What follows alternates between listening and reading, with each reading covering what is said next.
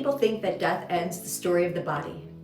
That's not what Scripture tells us. It doesn't say that we'll be floating, dissolving, becoming ghosts. Scripture points us towards resurrection.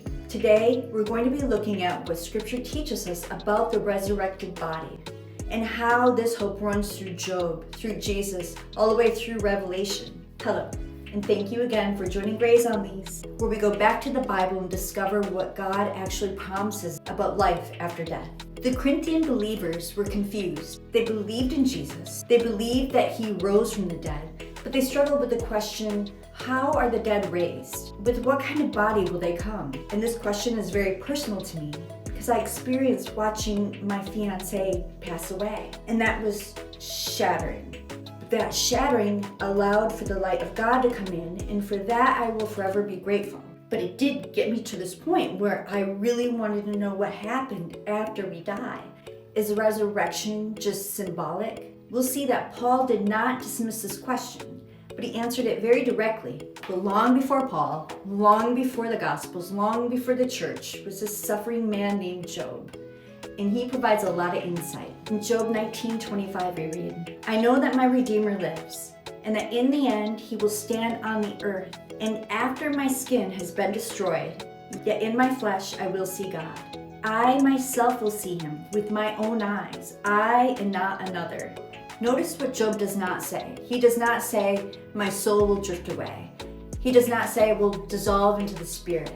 He says, in my flesh, I will see God. Even after death, even after decay, Job's hope was bodily.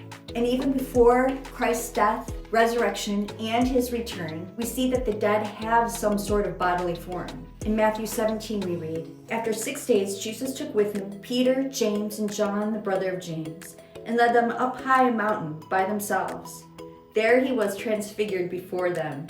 His face shone like the sun, his clothes became as white as the light. And just then there appeared before them Moses and Elijah talking with Jesus. They were talking with Jesus. They were recognizable. They were present, not ghosts, not formless clouds. In Matthew 22:31-32, Jesus says, but about the resurrection of the dead, have you not read what God said to you?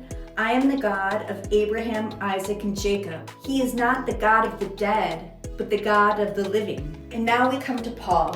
In 1 Corinthians 15, Paul explains the resurrection. He says, so it is with the resurrection of the dead. What is sown is perishable, and what is raised is imperishable. Important note, Scripture makes clear that spiritual body does not mean a non-physical body.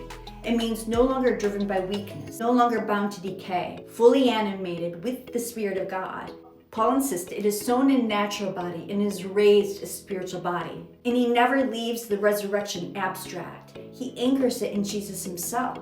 Jesus' resurrected body is the pattern. And after his resurrection, Jesus appeared to his disciples and he said, touch me and see. A spirit does not have flesh and bones, as you see I have. He's physical, touchable. He even eats food. And shoot, he even cooks for his disciples while they're out fishing. This is not a ghost.